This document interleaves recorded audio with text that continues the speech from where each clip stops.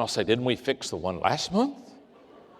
And it just took me a long time to realize there are some people, their spiritual gift is finding problems. And I have no mercy at all. In fact, I have no mercy. In fact, when I gave up counseling and I told people I wouldn't do any counseling anymore, they began to clap and applaud and said, oh, thank God. Woo, that's good. He won't be. See, when you counsel with people, you work on their weaknesses. When you equip people, you work on their strengths. My life was changed radically the day I quit counseling people and started equipping people.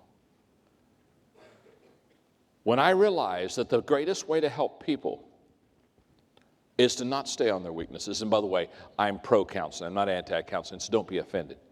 If you're a counselor, I'll probably be to you before the day's over.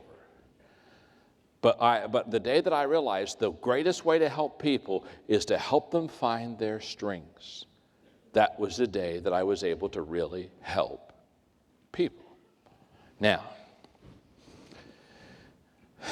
I have 8 more minutes.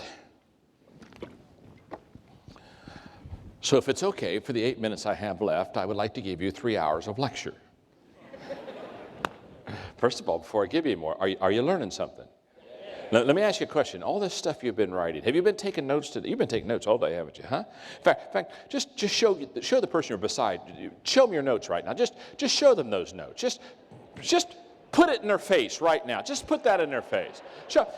In fact, show them their notes and ask them why they haven't taken as good a notes as you have today, huh? Absolutely. In fact, tell them the notes you've been taking aren't for you, it's for them, and they need to read those things. Okay, now.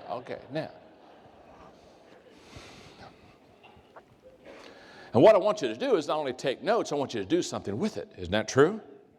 Okay, in other words, start applying this stuff. So let me make a couple of leadership statements. These are mainly from my 21 Irrefutable Laws of Leadership. I want to make 2. I'm going to make 2 leadership. I'm going to just teach 2 leadership laws, and then I'm done.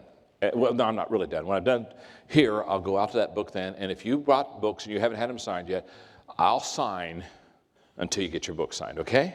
Is that fair enough? Okay, here we go.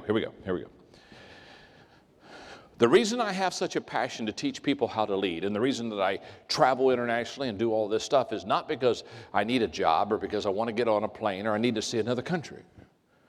It's because I know what happens when a person learns to lead. And in the 21 Irrefutable Laws of Leadership, the first law of leadership is the law of the lid, L-I-D. And the law of the lid says that your leadership level will determine your success. In other words, how well you lead will determine how successful you become. Now, after you finish writing that down, I'm going to visually take a moment and I'm going to just explain that to you. In fact, that's one of the reasons why I'm so excited about what the organization is that brought us here. And again, I want to share with you, if you want to learn leadership, go to them for corporate training. They'll sit down and they'll teach these principles. Now watch this principle. This is huge. This is a visual. If this left hand represents how well John Maxwell leads and this right hand represents my business, here's what I know about my business. My business will grow up to, but not go any higher than the lid of my leadership. In fact, my leadership ability will put a lid upon my potential and upon my success. I cannot grow my organization better or bigger than I can lead. Oh my goodness. In the history of mankind, no company, no business has ever kept growing beyond the level of its leaders and just kept flourishing and kept being successful when the leaders were down here. No. Leadership is always the lid on the growth of your company. Leadership is always the lid in the success of your life. And what I am basically is I am a lid lifter. I go around and I teach people how to lift their lid, how to get better. Because, for example, if you're from a 1 to a 10, you're a 4 as a leader, what that means is your company's going to be a 3. Can I tell you something? Your company's going to not be a 6. It's not going to be a 7. It's not going to be an 8. This is not a baffling exercise. If you're a 4 as a leader, you're literally going to control, contain, and keep your company from getting any higher than a 4. It cannot rise above the level of your leadership. And I hate this illustration. It hurts my hand every time I do that thing. Now here's the good news. You can grow as a leader. You can go from a 4 to a 5 to a 6. And all of a sudden, your company now has room to grow from a 3 to a 4 to a 5, maybe a 6. So how do you grow your company? How do you become more successful? You grow your company, you grow your business, you build your department, you develop people by your ability to lead people successfully. Everything rises and falls on leadership. Always has, always will. Between 1982 and 1992, I had a mentor in San Diego, California by the name of Don Stevenson. Don was the president of Global Hospitality. This was a company that bought bankrupt resorts out. Resorts that were going under, they would buy them at a very cheap price because they were going bankrupt. Then they would go in and train the people and turn the company around and sell them at a high price. That's how Global Hospitality made a lot of money. And Don Stevenson was the president of Global Hospitality, and he made a lot of money. And for 10 years, he was my mentor. And every month, I would take him out to that 2-hour lunch, and he would eat, and I would ask questions. One day, we're up in La Jolla, and we're having our lunch, and I said, okay, Don, here's my question for the day. When you buy a bankrupt company, is there something that you always do? I mean, it's automatic. You buy the company, it's in trouble. Are there some things that you just automatically do because you know you need to do them to turn the company around? And he looked at me. I can still remember. He's eating his salad. He looks up at me. He says, yes, John. He says, every bankrupt company we buy, we always do 2 things. And when he said we always do 2 things, man, I've got my pen ready because he's ready to drop gold on me. And I know, I go, okay, give it to me, baby, give it to me. You know, what 2 things do you always do? And they said the first thing we do is we go in and we retrain all the employees in relationship skills. He said, we take everybody that's part of that company and we teach them people skills. We teach them how to win with people.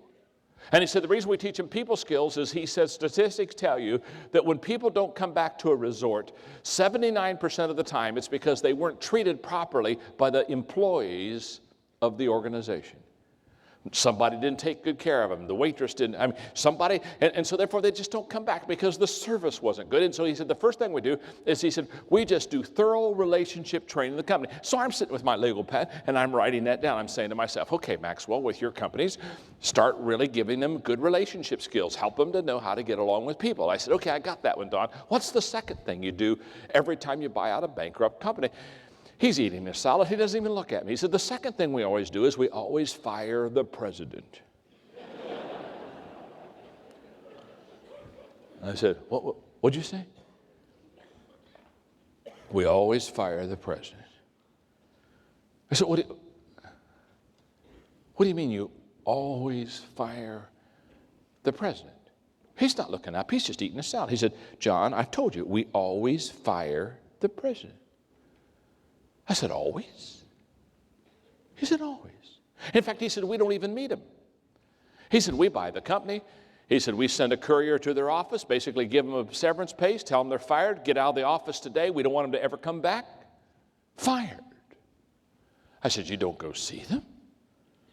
You don't sit down in the office, put a fire in the fireplace, hold hands? No, he said, we always fire the president. Well, now he's frustrated because I'm not writing this down. And he just stops eating his salad, leans forward to the table, and he looks at me and says, John, if the president was good, the company wouldn't be going bankrupt. Okay. Always fire the president. What was he saying? It's very simple. He's saying everything rises and falls on leadership. He was saying the law of the lid tells you how big your company is going to become is not how much money you have. It is not what your location is. It's how good of leaders you have in your organization. That's why the best leaders have more than one good leader. They have several good leaders. In fact, they have a leadership culture in that organization. It's called the law of the lid. One more law, and I close with this. The law of process. The law of process says leaders develop daily, not in a day. In other words, if you want to be a great leader, it takes time. It's a process. You don't become a leader because you came to this conference today. You don't become a leader after you've read one leadership book. You don't become a leader when you just hang with a leader for a weekend. No, it's a process. It takes time. What I have discovered is many people, they want to become what I call instant leaders. Do you have microwaves in Malaysia? Do you have, let me ask you, do you have crock pots? Oh, okay. You see what I've discovered? In the States, this isn't a problem in Malaysia. This is a problem in the States. This isn't your problem. In the States, we try to microwave leaders. Yeah, we grab them. We say, I want you to be a leader. And we stick them in the microwave and push a couple buttons and pull them out and say, you're a leader? No, they're not a leader. They've been microwaved. That's why we have so many Pop-Tart leaders.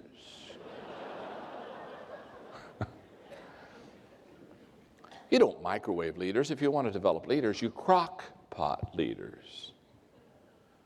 You put them in the crock pot and let them simmer and marinate. It takes a while to develop leaders. When I did the interview today at noon with the reporters, they asked me a question that I'm always asked in every leadership conference if I let people ask questions.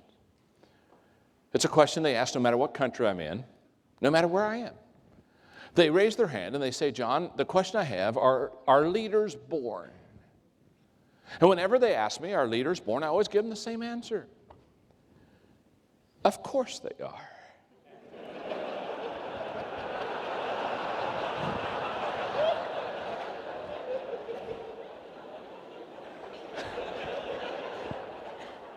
Think about that question.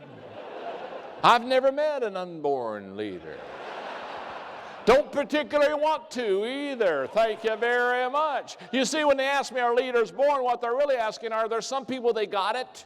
And some people, when they're born, they don't got it. And if you got it, you go to the front of the line. I guess if you don't got it, you get in the back of the line and hope there's a drinking fountain at the end of the line. Now, there are people, without any question, that have leadership leanings, just like I talked to you about the math and the language. No question about that. But what I have discovered and what I taught in my book, Developing the Leader Within You, and the book, Developing the Leaders Around You, is you can train and teach people how to be a leader. So I close with this statement and this story. There were some tourists in an old European village. I mean, it was an old village. Nostalgia. And the tourists were just looking at the buildings and thinking about the history and thinking about all the people who have over the centuries lived in that village. And one of the tourists saw an old man sitting at a bench, and so he went over and sat beside him. He said, have you lived here? And the old man said, yeah. He said, I've lived here all my life. Oh, he said, good. I have a question to ask you. What's the question? Have any great men been born here? And the old man said, no, only babies.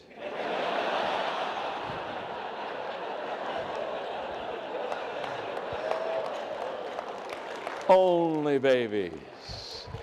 And when they asked me about Malaysia and asked me why I went there, and they said, well, are there great men and women being born in Malaysia? I said, no, just babies. But babies who have tremendous potential. Because as I look at you and I've talked to you today, seldom have I talked to people that I felt had greater potential to be great leaders than the people in this room. But it's a process. Pay the price. Be patient. Stay away from the microwave. And become the leader that you can become. It's best for your country. It's best for your business. It's best for your community. And it's best for your family. I hope you've learned something because I've had a wonderful time talking to you today. Thank you very much.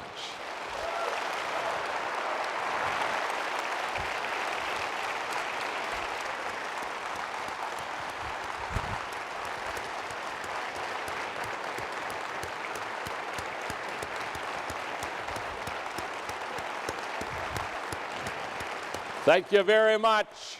Roger's going to come. You've been wonderful. He's going to close it. I'm going to go out there and sign some books. Blessings. I hope to come back. If I come back, will you come and see me again?